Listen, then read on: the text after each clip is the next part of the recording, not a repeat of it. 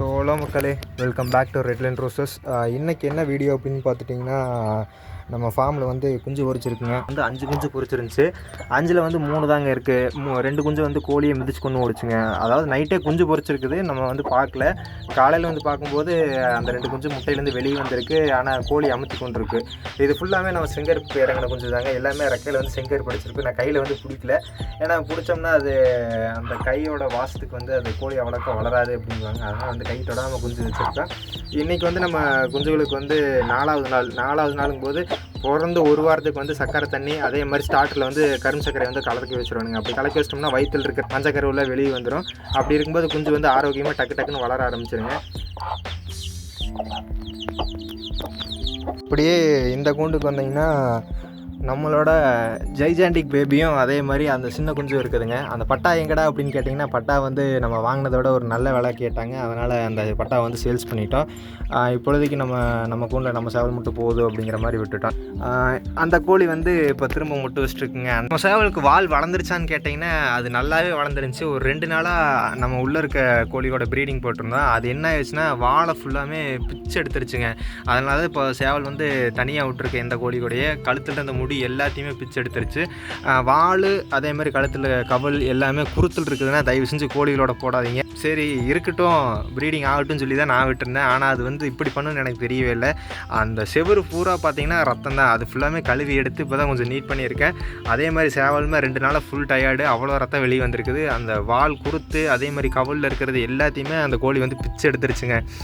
எப்போவுமே கோழி வந்து குருத்தாக இருக்குது அப்படின்னா சேவல் கூடையும் போடாதீங்க. அதே மாதிரி சேவல் குருத்தாக இருக்குன்னா கோழி கூடையும் போடாதீங்க.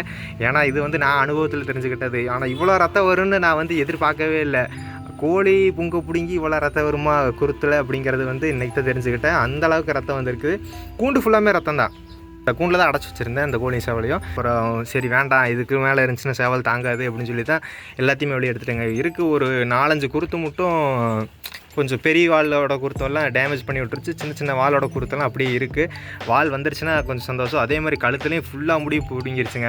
முதலாவது முடி இல்லாமல் இருந்துச்சு, கஷ்டப்பட்டு பிடுங்கிட்டு வளர வச்சோம். இப்போ வந்து திரும்ப அதே மாதிரி முட்டையாக பண்ணி விட்டுருச்சு. அது வளர வரைக்கும் நம்ம வெயிட் பண்ணி தான் ஆகணும். மேபி இது வளர்றக்கே எனக்கு ஒரு 4 வாரம் ஆயிடுச்சு. இனி மறுபடியும் ஒரு 4 வாரம் வெயிட் பண்ணணுங்க ஃபுல்லாக கவலில் வளருக்கு. கோழி உள்ளே இருக்குது, கொஞ்சம் வந்து அந்த கேப் வழியே வெளியே வந்துருக்குதுங்க. இப்படி தான் வெளியே வந்து கத்துறக்க ஆரம்பிச்சிருது. அது எம்மாவை காணும் அப்படின்னு இது கத்துறங்காட்டிக்கு எல்லாமே கத்த ஆரம்பிச்சிருதுங்க.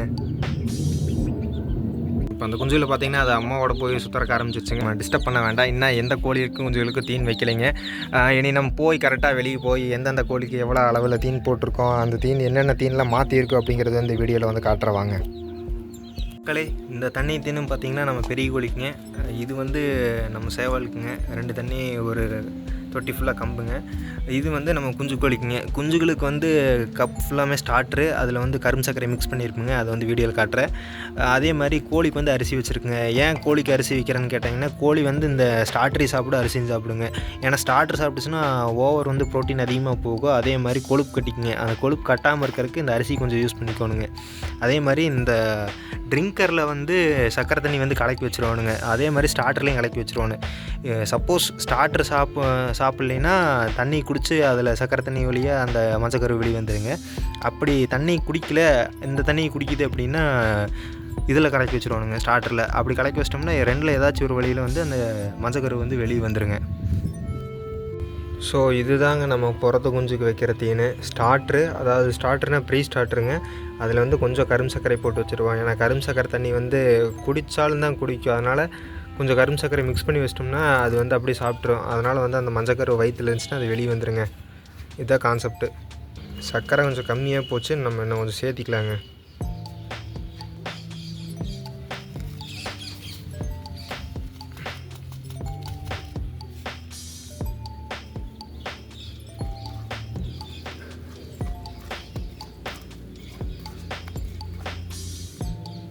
இதை அப்படியே எடுத்து சக்கரை தண்ணி கலந்து இதையும் வச்சிட வேண்டியது. இப்போது ஒன்று ஒரே குஞ்சு சுற்றிட்டு இருக்குது பார்த்தீங்களா, அதுக்கு வந்து இதில் புண்ணாக்கு அதே மாதிரி ஸ்டார்ட்ரு கம்பு 3மே மிக்ஸ் பண்ணி வச்சுருக்குங்க. ஏன்னா இப்போ சாப்பிட்டு பழகினா தான் நல்லா சாப்பிடுங்க. இப்படி வச்சிட்டோம்னா ப்ரோட்டீன் ஓவராக உள்ளே போகிறங்காட்டிக்கு டக்குன்னு கோழி வந்து பெருசாகுங்க. அதே மாதிரி எல்லா ஊட்டச்சத்துமே இதிலேயே கிடச்சிருங்க. இது வந்து அதுக்கு தண்ணிங்க. இது வந்து நம்ம முட்டை வைக்காமல் வெளியே ஒரு கோழி சுற்றிட்டு இருக்குது பாருங்க. அதுக்கு இதில் வந்து கம்பு அதே மாதிரி புண்ணாக்கு அரிசி இது 3மே மிக்ஸ் பண்ணி போட்டிருக்குதுங்க. இதில் வந்து நம்ம புண்ணாக்கு வந்து ஊற வச்சுருக்குறோம். அந்த புண்ணாக்கு வந்து நாளைக்கு ஊறி வந்தோடனே அதில் வந்து கம்பையும் அரிசியும் மிக்ஸ் பண்ணி போட்டுருவோங்க. எல்லா கோழியுமே புண்ணாக்கு சாப்பிடுமான்னு கேட்டிங்கன்னா கிடையாதுங்க. வச்சு பழக்கணுங்க. பழக்கினா மட்டும்தான் கோழி வந்து புண்ணாக்கு சாப்பிடுங்க. அப்படி புண்ணாக்கு சாப்பிட்டு பழகிருச்சுன்னா கோழி வந்து ஷைனிங் வந்து அதிகமாக இருக்குங்க. கோழி பார்த்தாவே வெயில் அந்தளவுக்கு மின்னுங்க. தீன் வச்சாச்சுங்க. தீன் கல்லுக்குள்ளேயே இறங்கி சாப்பிட ஆரம்பிச்சிருச்சுங்க.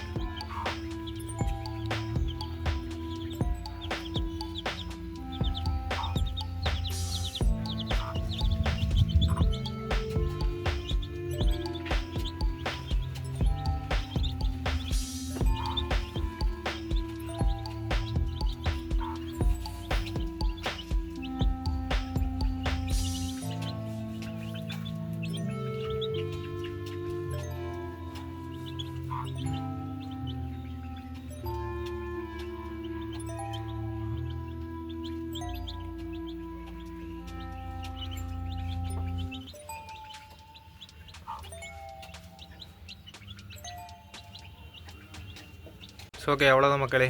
அங்கே பார்த்துட்டிங்கன்னா நம்மளோட சேவலுக்கு தீன் வச்சாச்சு. தனியாக கம்பு அதை வந்து லாக் பண்ணிவிட்டோம். ஏன் கோழி கூட விடலைன்னு கேட்டிங்கன்னா, நம்ம குறிப்பிட்ட டைமுக்கு மட்டும்தான் கோழியோட விடுவோம். எல்லா நேரம் கோழியோட விடுறதில்ல. அப்படி விட்டங்காட்டி தான் நம்ம சேவலோட வாழை மொத்தமாக இழந்து நின்றுருக்கோம். இனி எப்படியோ இப்போ வளர்ந்த வரைக்கும் வளர்ந்ததுக்கே 4 வாரம் ஆயிடுச்சு. இனி மொத்தமாக திரும்ப முதலேருந்து வளர்க்குறதுனா ரொம்ப கஷ்டங்க. இன்னொரு 5-6 வாரம் ஆயிரும். அப்படின்னா தான் வால் வந்து கொஞ்சம் பெருசாவது வளரும். இருந்த வால் தான் மொத்தமாக அந்த கோழி முடிச்சு விட்ருச்சுங்க. ஏன்டா அந்த குஞ்சை வந்து தனியாக வச்சுருக்கு அப்படின்னு நீங்கள் கேட்டிங்கன்னா, அந்த குஞ்சு வந்து அந்த கோழி எப்படி அந்த சேவலை கொத்தி கொத்தி ரத்தம் வர வைக்குதோ அதே மாதிரி தான் இந்த குஞ்சு வந்து இந்த கோழி வந்து கொத்தி கொத்தி ரத்தம் வர வச்சிருது. அதனால் கோழி குஞ்சு வந்து தனியாக வச்சுருக்கோம். இதுதான் ரீசன், வேறு எந்த காரணமே கிடையாது. இப்போ நம்ம சேவலுக்கு வந்து வால் இல்லாத காரணம் வந்து இந்த கோழி தான். பிடிச்ச அத்தனை இதையும் கொத்தி ரத்தம் வர வச்சு சிவரில் நார் அடித்து அதனால் என்ன பண்ண முடியுமோ சேவல் வந்து பண்ணி விட்டுருச்சு. அதே மாதிரி சேவலுக்கு இந்த கோழி என்ன பண்ணுச்சோ அதை தான் இந்த குஞ்சு வந்து இந்த கோழிக்கு பண்ணிகிட்ருக்கு. அதனால் வந்து எல்லாமே தனித்தனியாக வச்சுட்டேன். சரி, கொத்துறக்க ஆரம்பிச்சிருச்சு அப்படின்னா அது கொத்திகிட்டே தான் இருக்கும், அதனால் தனியாகவே இருக்கணும்னு சொல்லி பிரித்து வச்சிட்டோம். இந்த சைஸில் வந்து நமக்கு தம்பிக்கு வந்து ஒரு 4 குஞ்சு கொடுத்துருப்போம். அந்த குஞ்சுகளோட ஃபோட்டோஸ் வந்து இப்போ அட்டாச் பண்ணுறேன், அதை பாருங்கள். இப்போ வந்து அந்த குஞ்சுகளோட வயசு வந்து ஒரு 4-4.5 மாதம் ஆச்சு. அது கரண்ட் வெயிட் பார்த்துட்டிங்கன்னா 2.5 kg இருக்குது. இப்போ நம்மளோட குஞ்சுமே பார்த்துட்டிங்கன்னா கரெக்டாக 2 மாதம் தான் இருக்குது. அதோட வெயிட்டுக்கும் அதாவது நான் கொடுத்ததுக்கும் இப்போ அங்கே இருக்கிறதுக்கும் டிஃப்ரென்ஸ் ஏகப்பட்டது இருக்குது. நம்மளோட ப்ரீடோட குவாலிட்டி என்ன அப்படிங்கிறது வந்து நான் இந்த ஃபோட்டோஸ் வந்து அட்டாச் பண்ணுறேன். இங்கே இருக்கிறவங்க தொட்டிக்குள்ளே இறங்கி மும்முரமாக சாப்பிட்ருக்காங்க. சரி, நாளைக்கு ஒரு நல்ல வீடியோவில் வந்து உங்களை சந்திக்கிறேன். See you, bye bye.